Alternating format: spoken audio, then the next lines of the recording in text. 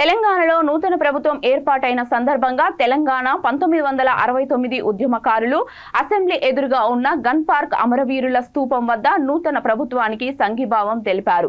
ఈ సందర్భంగా 1969 నాటి తొలి మలి దశ ఉద్యమకారుడు రాష్ట్ర అధ్యక్షుడు చక్రధర్ రామరాజు మాట్లాడుతూ కాంగ్రెస్ ప్రభుత్వం చెప్పిన విధంగా 250 గజాల స్థలం, 25,000 పెన్షన్, అమరుల కుటుంబం 25 లక్షలు, కుటుంబంలో ఒకరికి ఉద్యోగం, హెల్త్ కార్డులు, ఉచిత బస్సు సౌకర్యం ఇవ్వాలని విజ్ఞప్తి చేశారు.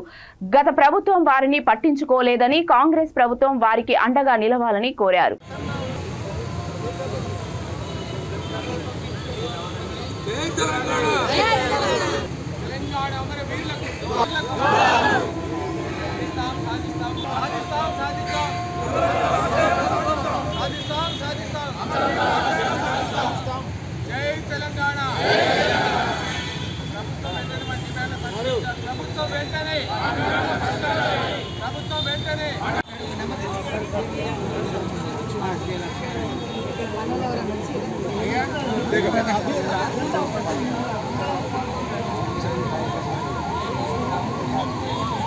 రామరాజు 1969 తెలంగాణ రాష్ట్ర ఉద్యమకారుల సంఘానికి రాష్ట్ర అధ్యక్షుడిని.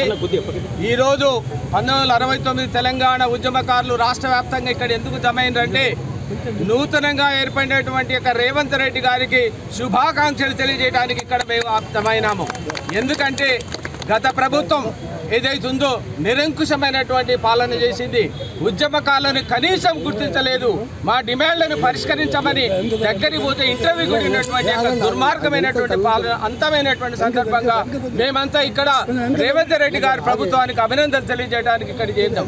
ఎందుకంటే మేము సాధారణమైనటువంటి ఉద్యమకారులం కాదు, బలమైన తెలంగాణ వాదులం.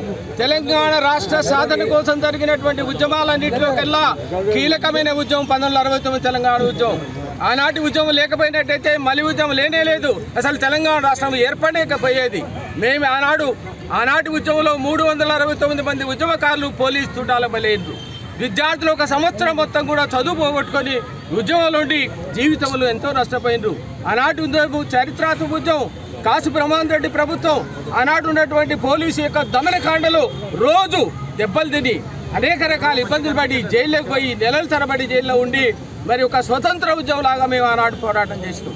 అట్లా చేసినటువంటి వాళ్ళు అదే స్ఫూర్తితో మలి ఉద్యమాలు కూడా మేము చేసినప్పటికి కూడా తెలంగాణ రాష్ట్రం ఏర్పడినటువంటి 2014 తర్వాత మా డిమాండ్లు సాధారణమైనటువంటి డిమాండ్లు మేము అడిగింది ఏంటంటే మమ్మల్ని గుర్తించండి, గౌరవప్రదమైన పెన్షన్ ఇవ్వండి, మరి ఉచిత వైద్య సౌకర్యం కల్పించండి.